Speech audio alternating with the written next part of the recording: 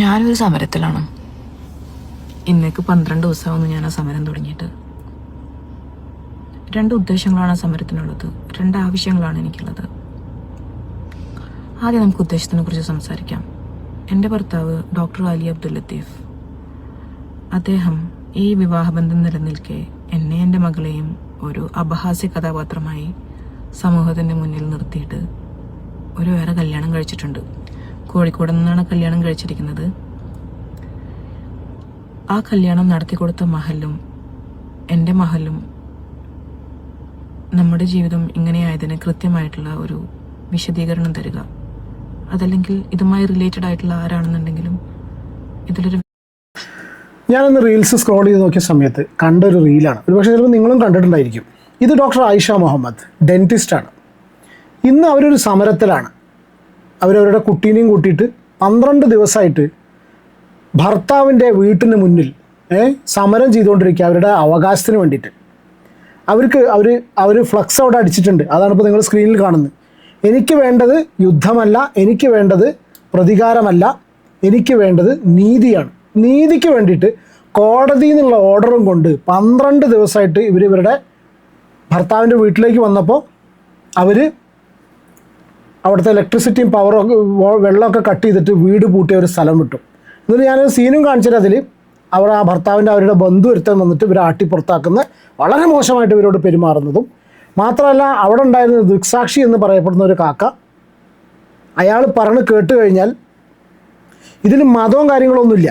വളരെ അടിസ്ഥാനപരമായിട്ട് വിവാഹം കഴിച്ചു കഴിഞ്ഞാൽ സ്വന്തം ഭാര്യനെ നോക്കണ്ട എന്നുള്ളതും അല്ലെങ്കിൽ അതിലൊരു കുട്ടി ഉണ്ടായിക്കഴിഞ്ഞാൽ അതിനെ തിരിഞ്ഞു നോക്കണ്ട എന്നുള്ളതും ഒരു മതവും പറയില്ല. ഇസ്ലാമും പറയില്ല, ഒരു മതവും പറയില്ല. തുല്യമായി നോക്കണം എന്നാണ്. അല്ലെങ്കിൽ അതിന് ഡിവോഴ്സ് കൊടുത്തതിന് ശേഷം അവർക്ക് വേണ്ട കോമ്പൻസേഷൻ കൊടുക്കുക, അവർക്ക് നീതി ലഭിക്കുക, അവർക്ക് വേണ്ട കോമ്പൻസേഷൻ കൊടുക്കുക, ആ കുട്ടിക്ക് വേണ്ടിയിട്ടുള്ള കോമ്പൻസേഷൻ കൊടുക്കുക. കഴിഞ്ഞ 6 വർഷമായിട്ട് ഈ സ്ത്രീ ഒറ്റയ്ക്കാണ് ആ കുട്ടിയെ നോക്കുന്നത്. അവൻ എവിടെയാണെന്ന് തന്നെ അറിയില്ല. അവൻ വേറെ കോഴിക്കോട് ഭാഗത്തു നിന്ന് വേറൊരു പെണ്ണിനെ വിവാഹം കഴിച്ച് അവൻ അവൻ്റെ പരിപാടി നോക്കിയിട്ട് ക്ലിയർ ആയിട്ട് പോയി. എവിടെയാണ് ഇവൻ വർക്ക് ചെയ്യുന്ന പോലും അറിയില്ല. ഡോക്ടർ അലി സ്നേഹിച്ച് കല്യാണം കഴിച്ചാന്ന് പറയുന്നുണ്ട്. പക്ഷേ അവർ മഹലിലൊക്കെ ഇടപെട്ടിട്ട് ഒരു ഫംഗ്ഷൻ പോലെ നടത്തിയിട്ടാണ് അവർ വിവാഹം നടത്തി കൊടുത്തിട്ടുള്ളത്. ഞാൻ ആ ന്യൂസ് കംപ്ലീറ്റ് പ്ലേ ചെയ്യാം, നമ്മുടെ നാട്ടിലുള്ള അവസ്ഥ. എന്നിട്ട് ഈ ഒരു സ്ത്രീ ഇത്ര അധികം ഇവൻ്റെ കൂടെ ജീവിക്കുന്ന സമയത്ത് അവരെന്തൊക്കെ അനുഭവിച്ചു എന്നുള്ളത് അവരുടെ ഇൻസ്റ്റാഗ്രാമിൽ പറയുന്നുണ്ട്. ഞാൻ കുറച്ച് വീഡിയോസ് അവരുടെ ക്ലിപ്പും കാര്യങ്ങളും പ്ലേ ചെയ്യാം. ഡോക്ടർ ആയിഷ മുഹമ്മദ് എന്ന് പറഞ്ഞിട്ടുള്ള നിങ്ങളുടെ അവരുടെ ഇൻസ്റ്റാഗ്രാം നോക്കി അറിയാം. ഇത്ര അധികം അബ്യൂസ്, അവർ ഫൈനാൻഷ്യലി, അവർ ഫിസിക്കലി, മെൻ്റൽ ടോർച്ചർ, അബ്യൂസ് ഇത്ര അധികം സഹിച്ചിട്ട് അവർ സോഷ്യൽ മീഡിയയിൽ അവരുടെ പ്രശ്നം വന്ന് പറയുന്ന സമയത്ത് ഇതിനെ സൈബർ ബുള്ളി ചെയ്യുക, അറഞ്ചം പുറഞ്ചതിന് തെറി പറയുക. ഞാൻ ഇവരുടെ നാട്ടുകാരനാണ്, എനിക്കറിയാം ഈ സ്ത്രീയുടെ കയ്യിൽ കുഴപ്പമുണ്ട് എന്ന് പറഞ്ഞ് ഫേക്ക് ഐഡികളിൽ നിന്ന്, ഞാൻ നോക്കുന്ന സമയത്ത് ഇൻസ്റ്റാഗ്രാമിൽ കംപ്ലീറ്റ് ഫേക്ക് ഐഡീസ്, അവരെന്നെ അതിന് മറുപടിയും കൊടുത്തിട്ടുണ്ട്. ഇതുപോലെ ഫേക്ക് ഐഡികളിൽ വന്ന് നിന്നിട്ട് വളരെ മോശമായിട്ട് ഇവരെ വ്യക്തിഹത്യ ചെയ്യുക, ഇവരെ സൈബർ ബുള്ളി ചെയ്യുക. പ്രേമിച്ച് വീട് വിട്ട് ചാടി ഇറങ്ങിയവരെ ഒരു മഹലും കേൾക്കില്ല, അവർക്ക് വേറെ പണിയുണ്ട്. എൻ്റെ വിവാഹം ഇടക്കഴിയൂർ മഹൽ കമ്മിറ്റിയാണ് നടത്തിയത്. Singapore പാലസിലായിരുന്നു venue. 9/10/2013 300 ആൾക്കാർ പങ്കെടുത്തിരുന്നു. സ്ഥിരമായി നിൻ്റെ കമൻറ്റുകൾ ശ്രദ്ധിക്കുന്നു എന്ന് പറഞ്ഞിട്ട് ഇവർക്ക് ഇത് കൊടുത്തിരിക്കുകയാണ്. മഹലുകാർക്ക് പെണ്ണുങ്ങളുടെ ഡ്രസ്സും ഡാൻസും കളിക്കുന്നുണ്ടോ, ലിപ്സ്റ്റിക് ഉണ്ടോ ഇട്ടുണ്ടോ എന്നൊക്കെ നോക്കുക. ആണുങ്ങൾക്ക് എന്തുമാകാം. തുല്യ നീതിയാണ്, നമ്മളതാണ് സംസാരിച്ചുകൊണ്ടിരിക്കുന്നത്. ഒരുപാട് നിങ്ങളിപ്പോൾ സ്ക്രീനിൽ കാണുന്നത് ഈ സ്ത്രീ അവരുടെ വീട്ടിൽ പോയ സമയത്ത് അവിടുത്തെ ഒരു ബന്ധുവിൻ്റെ വാക്കുകളാണ്.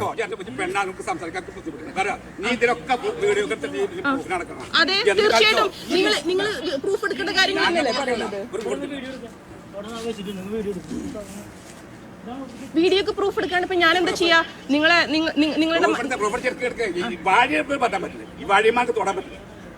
വഴി തുടങ്ങില്ല. അല്ല, നിങ്ങൾ ഇങ്ങനെ എത്ര സംസാരിക്കേണ്ട കാര്യമില്ല. ഞാൻ എന്താ ചെയ്യുന്നത്? എന്താ ചെയ്തത്? നിങ്ങൾ തന്നെ പറയും, നിങ്ങൾ തന്നെ പറയും.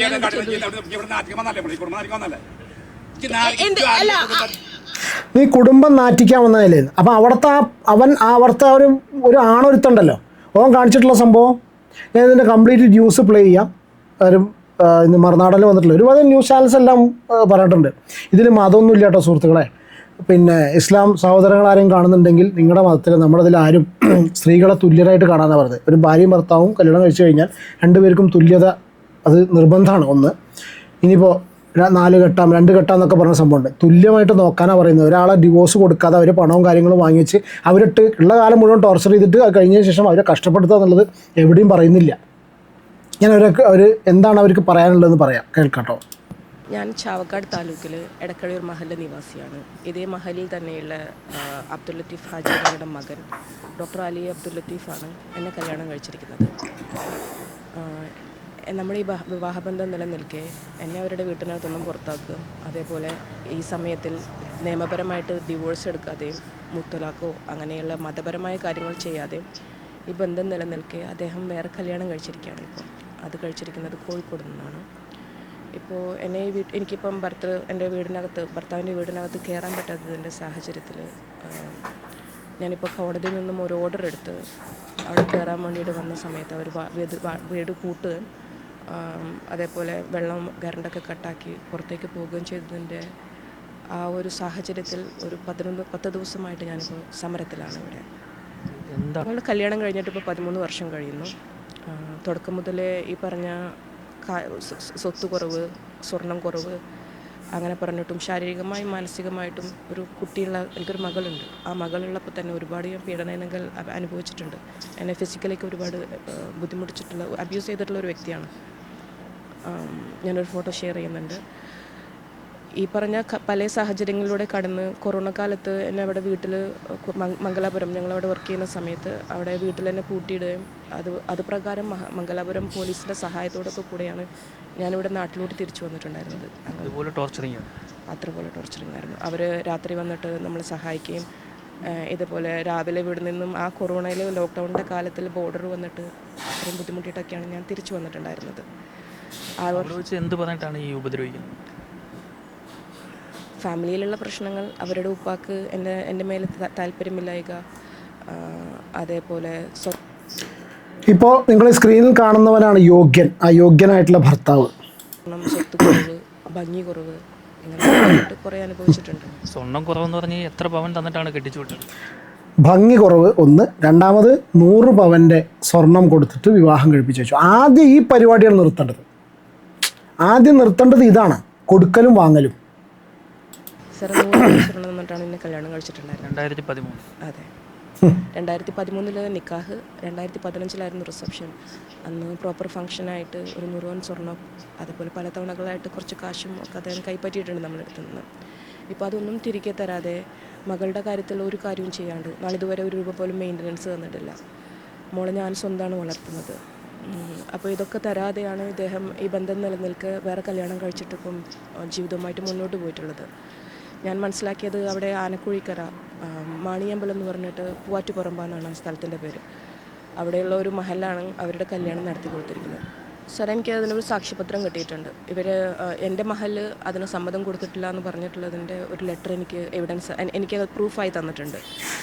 അവിടെ ചെന്നപ്പോൾ എനിക്കറിയാൻ കഴിഞ്ഞത് അതവിടുത്തെ ഒരു പ്രസിഡൻറ്റ്, അദ്ദേഹത്തിൻ്റെ പേര് ജാഫർ എന്നാണ്, അദ്ദേഹത്തിൻ്റെ വ്യക്തി താല്പര്യത്തിന്മേലാണ് ഇത് നടന്നതെന്നാണ് പറയപ്പെടുന്നത്. പക്ഷേ ഇതിലിപ്പോൾ നഷ്ടക്കാരി ഞാനും എൻ്റെ മകളായി മാറിയിട്ടുണ്ട്. ഇദ്ദേഹം നമ്മൾ രണ്ടുപേരും ഒരു ബന്ധത്തിൽ കഷ്ടം, മാണോ മാനോ ലേശെങ്കിലും. ഇനി മറ്റേ ഇവരുടെ ബന്ധുവിൻ്റെ ഡയലോഗ്. എന്റെ വാപ്പാടെ കുടുംബത്തിൽ ഞങ്ങൾക്ക് നാട്ടിൽ വന്നല്ലേ ഇല്ല, ഈ എന്റെ കുടുംബത്തിൽ കുളങ്ങത്തെ തറവാട്ടിന്റെ പുറത്ത് ഒരുപെട്ട പെണ്ണായിട്ടില്ല. ഒരുമ്പെട്ടവൾ അല്ലേ? അവർക്ക് വേണ്ടി സംസാരിക്കാൻ വേണ്ടി വന്നു. ഇത് കേൾക്കുന്ന ആർക്കും വളരെ കൃത്യമായിട്ട് മനസ്സിലാവും. അപ്പോൾ അവർ ക്യാപ്ഷൻ ഇട്ടിരിക്കുന്നത് അതെ, ഞാൻ ഒരുമ്പെട്ടവൾ തന്നെയാണ്. അല്ല, എനിക്ക് വേണ്ടി സംസാരിക്കുന്നേ, എൻ്റെ മകൾക്ക് വേണ്ടി സംസാരിക്കുന്ന ഞാൻ ഒരുമ്പെട്ടവളല്ലേ?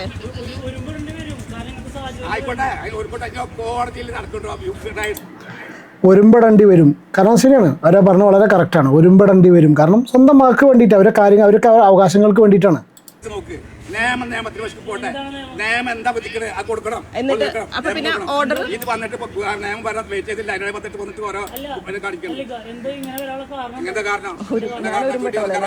ഈ കാലകാലത്ത് 10 വർഷം വന്നിട്ട് കേരളത്തിൽ താമസിക്കാത്ത ആള് കയറാൻ വന്നു. ഈ നാട്ടിലൊക്കെ അറിയാം. ഈ കല്യാണം ഇവിടെ ലവ് മാരേജാണ്. ഒരു മാനമായ അന്വേഷിച്ച് കല്യാണം നടത്തുമ്പോൾ അതിലെ കെട്ടി പറഞ്ഞ് വീണ്ട കല്യാണം നടത്താണ്. ഈ ലവ് മാരേജ് എവിടെ നന്നായി പോയിട്ടുണ്ട്. ആദ്യം തന്നെ തള്ളാരി കല്യാണം നടന്നു പോയി. ഞാൻ സംസാരിക്കുന്നത് അപ്പൊ സംസാരിക്കാൻ സംഭവിച്ചു. അവർ തമ്മിൽ അടുപ്പുള്ള അപ്പൊ നല്ല നിലക്ക് സംസാരിക്കും. ഏതട ഇളക്കെ എവിടുന്ന് വന്നവനൊക്കെ തെറ്റിയപ്പോ നമ്മളെ മാസമായി താമസിച്ചിട്ട് കുടുംബത്തിൽ കയറി വരാം. ഞാൻ എങ്ങോട്ടാ പോകേണ്ടത്? ഞാൻ എങ്ങോട്ടാ പോകേണ്ടത്? ഞാൻ പിന്നെ എങ്ങോട്ടാ പോകേണ്ടത്? നിനക്ക് നിന്റെ വീട് നീ സമൃദ്ധി ഉണ്ടാക്കണോ? നീ ഞാൻ എന്റെ ഭർത്താവിന്റെ 100 പവൻ കല്യാണം വാങ്ങി പിന്നെ പൈസയും വാങ്ങിച്ച് കല്യാണം കഴിച്ച് ഒരു കുട്ടി ഉണ്ടാക്കിയിട്ടിട്ട് എന്നിട്ട് അവൻ്റെ കുടുംബക്കാർ പറയുകയാണ് നീ വേറെ വഴിക്ക് പോകണമെന്ന്, നിനക്ക് ജീവിക്കാനുള്ള പരിപാടി നീ ഉണ്ടാക്കണമെന്ന്. ഇതുപോലത്തെ ഞാൻ എന്റെ ഭർത്താവിന്റെ വീട്ടിലോട്ടല്ലാണ്ടെങ്കിൽ ഞാൻ ഡോക്ടറല്ല, ഞാൻ ഇവിടുത്തെ ഒരു സാധാരണ പെൺകുട്ടിയാണ്. ആണല്ലേ? എന്നിട്ടാണല്ലോ നിങ്ങൾ എന്നെ ഉരുമ്പെട്ടുകൊള്ളുന്നു.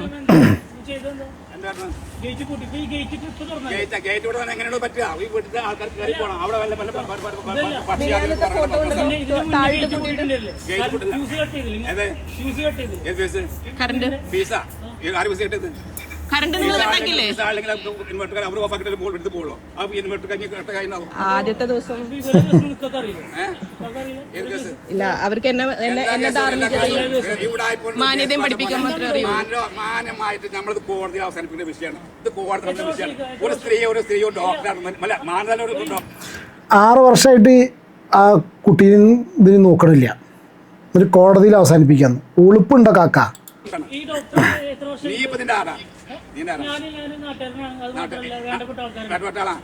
അതിനോട് സംസാരിക്കാൻ പറ്റാ. ഈ ശരി സംസാരിക്കണം. അത് ഇവിടെ കോടതി നടന്നുകൊണ്ടിരിക്കുന്നു. ഞാനിപ്പോ പറഞ്ഞ വിഷയം ഈ കോടതി നടക്കുന്നതിൽ ഈ കേസിൽ നിങ്ങൾ എന്താ കക്ഷി? നിങ്ങൾ കക്ഷിയാണോ? പിന്നെ നിങ്ങൾ എന്തിനാ സംസാരിക്കുന്നത്? നിങ്ങൾ സംസാരിക്കുന്നെങ്കിൽ അദ്ദേഹത്തിന് സംസാരിക്കാം. ഈ വഴി പണിക്കെടുക്കാം. അപ്പൊ നിങ്ങൾ എങ്ങനെയാണ് എവിടെ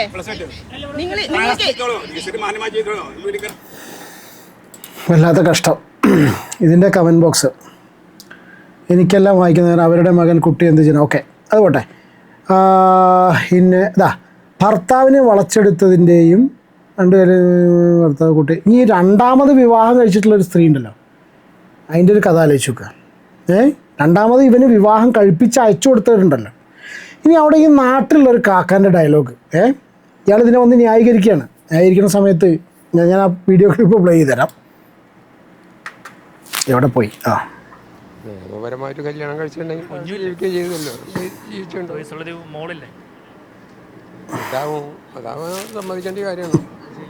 വീണ്ടും ഒരു കല്യാണം കഴിക്കാൻ പാടുണ്ടോ? ഒരു കല്യാണം കഴിച്ചാൽ 5 വർഷം അവന് കാത്തിരുന്നാൽ പോരെ? അവനൊരു മനുഷ്യനല്ലേ, വിചാരമുള്ള മനുഷ്യനല്ലേ. അവനക്കൊരു തോന്നിയ ദിവസം ചെയ്യാൻ പറ്റുമോ? ഒരു നല്ല ഹലാലായി നിനക്ക് എല്ലാവരും ജീവിക്കാൻ അവനക്ക് പറ്റുമോ? അപ്പോൾ അതിൻ്റെ പേര് അവർക്ക് സൈകെട്ട പാവം ചെയ്തിട്ടുണ്ടാവും. ഡിവോഴ്സ് ചെയ്യുക. ഒരു പുരുഷന് ഒന്നിലധികം ഭാര്യമാരായിട്ട് ജീവിക്കാൻ അവകാശമുണ്ട് ഇവിടെ ഇന്ത്യയുടെ. ഇത് നിങ്ങളുടെ അഭിപ്രായം ഒന്ന് കമൻറ്റ് ചെയ്യട്ടെ. കാരണം എന്താ അറിയോ, ഈ ഇതിൽ നമ്മൾ മതപരമായിട്ട് സംസാരിക്കില്ല, പക്ഷേ വിവാഹം കഴിക്കാൻ അവകാശമുണ്ട്, പക്ഷേ ഒരേപോലെ നോക്കണം എന്നൊരിതില്ലേ?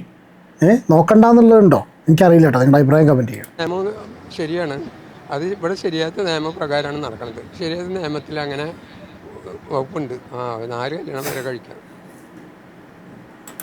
ശരിയാത്ത നിയമത്തിൽ 4 കല്യാണം വരെ കഴിക്കാം, പക്ഷേ കല്യാണം കഴിച്ചു കഴിഞ്ഞാൽ ഭാര്യനെ നമ്മളെ വിശ്വസിച്ച് നമ്മുടെ ജീവിതത്തിലേക്ക് വന്നിട്ടുള്ള ആ ഒരു സ്ത്രീനെ തുല്യമായിട്ട് കൺസിഡർ ചെയ്യണം. അതിനെ തിരിഞ്ഞു നോക്കാതിരിക്കരുത് എന്നുള്ളത് പറയുന്നില്ല എന്ന് എനിക്ക് തോന്നുന്നത്. ഞാൻ 2 കല്യാണം കഴിച്ചു. 2 പേരും ഇവിടെ ഉണ്ട്. ഒന്ന് എൻ്റെ വീട്ടിലുണ്ട്. എനിക്ക് ജോലിയൊന്നുമില്ല. 2 കല്യാണം കഴിച്ചു. അപ്പോൾ ജോലി എന്താണ്? എനിക്ക് ജോലിയൊന്നുമില്ല, എനിക്ക് തന്നെ ജോലി. കഷ്ടം. വളരെ ഗൗരവമായിട്ടുള്ളൊരു വിഷയമാണ്. എന്താണ് ഈ ഒരു വിഷയത്തിൽ നിങ്ങളുടെ അഭിപ്രായം എന്നുള്ളത് കമൻറ്റ് ചെയ്യൂ. ഏകദേശം 12 ദിവസമായിട്ട് നീതിക്ക് വേണ്ടിയിട്ടൊരു സ്ത്രീ ഇരിക്കുകയാണ്. അപ്പം നമ്മുടെ നാട്ടിൽ പോലീസ് സ്റ്റേഷനിലൊക്കെ പോയി ചാവക്കാട് പോലീസ് സ്റ്റേഷനിൽ നിന്നും പ്രോപ്പർ ഒരു റെസ്പോൺസ് കിട്ടുന്നില്ല എന്നുള്ളതാണ് അവരുടെ സംസാരത്തിൽ മനസ്സിലായത്. അവരതാ പറഞ്ഞ് അവർ പ്രോപ്പർ റെസ്പോൺസ് കിട്ടുന്നില്ല എന്നുള്ളത്. പിന്നെ നമ്മുടെ നാട്ടിലെ നിയമവും കോടതികളിൽ എത്ര സമയം എടുക്കുന്നു എന്നുള്ളത് ആലോചിച്ചറിയാം അല്ലേ? എന്താണ് ഈ ഒരു വിഷയത്തിൽ നിങ്ങളുടെ അഭിപ്രായം എന്നുള്ള കമൻറ്റ് ചെയ്യൂ. നമുക്ക് അടുത്ത വീഡിയോയിൽ കാണാം. Take care and God bless. By.